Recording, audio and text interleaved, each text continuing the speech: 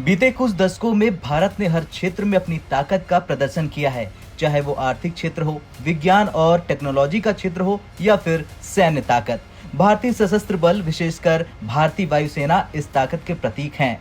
वे न केवल देश की रक्षा में महत्वपूर्ण भूमिका निभाते हैं, बल्कि क्षेत्रीय और वैश्विक स्थिरता के लिए भी महत्वपूर्ण हैं। हाल ही में आईएएफ ने अपनी रणनीतिक योजनाओं में बड़ा बदलाव किया, जिसके तहत 5.5 जनरेशन के एडवांस मीडियम कॉम्बैट एयरक्राफ्ट यानी एमका पर अपना ध्यान केंद्रित किया है।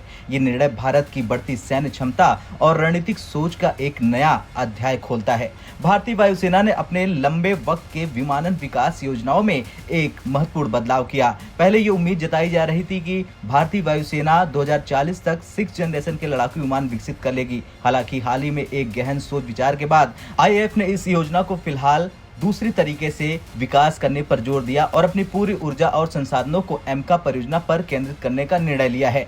एमका एक 5.5 जनरेशन का लड़ाकू विमान है। इस प्रोग्राम के तहत विकसित विमान तकनीकी और सामरिक दृष्टिकोण से एमका एक 5.5 जनरेशन का लड़ाकू विमान है। इस प्रोग्राम के तहत विकसित विमान तकनीकी और सामरिक दृष्टिकोण से अत्याधुनिक होंगे। एमका की क्षमता और उसकी विशेषताओं को देखते हुए ये माना जा रहा है कि ये विमान इंडियन एयरफोर्स के बेड़े का सबसे महत्वपूर्ण हिस्सा बनेगा और देश की सुरक्षा को नया आयाम देगा। एमका का विकास भारतीय वायुसेना के लिए एक महत्वपूर्ण मील का पत्थर है। ये लड़ाकू विमान न केवल तकनीकी दृष्टि से उन्नत होगा, बल्कि ये भारतीय वायुसेना की मारक क्षमता में भी अभूतपूर्व वृद्धि करेगा।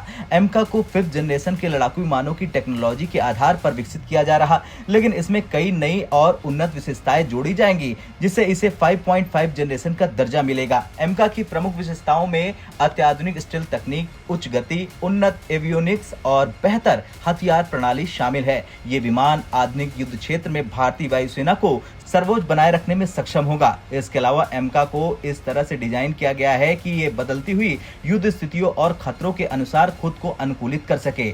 इंडियन एयरफोर्स की रणनीति है कि पहले एमका को सफलतापूर्वक विकसित किया जाए और उसे भारतीय वायुसेना में शामिल किया जाए, जिससे वर्तमान में निकट भविष्य की आवश्यकताओं को पूरा किया जा सके। 6th जनरेशन के लड़ाकू विमान की तकनीकी अभी भी विकसित हो रही है और उनमें कई अनिश्चितताएं हैं, लेकिन इसके विपरीत एमका एक ठोस और साकार होने के योग्य परियोजना है, जिसे अगले कुछ सालों में पूरा किया जा सकता है। इसलिए इंडियन एयरफोर्स ने यह फैसला किया है कि पहले एमका पर ध्यान केंद्रित किया जाए और उसके बाद 6th जनरेशन के लड़ाकू विमान की दिशा में कदम बढ़ाया जाए। खैर, यह फैसला न केवल भारत के सैन्य ताकत को मजबूत करेगा, बल्कि यह भी सुनिश्चित करेगा कि भारतीय वायुसेना आने वाले दशकों तक अपनी श्रेष्ठता बनाए रखे। एमका परियोजना भारत की बढ़ती ताकत और उसके आत्मनिर्भरता के संकल्प का प्रतीक है और ये आने वाले समय में भारत को वैश्विक मंच पर और भी ऊंचा उठाएगा। आपका क्या कुछ कहना है इस फैसले को लेकर कमेंट कर जरूर बताएं। ब्यूरो रिपोर्ट, भारत तक।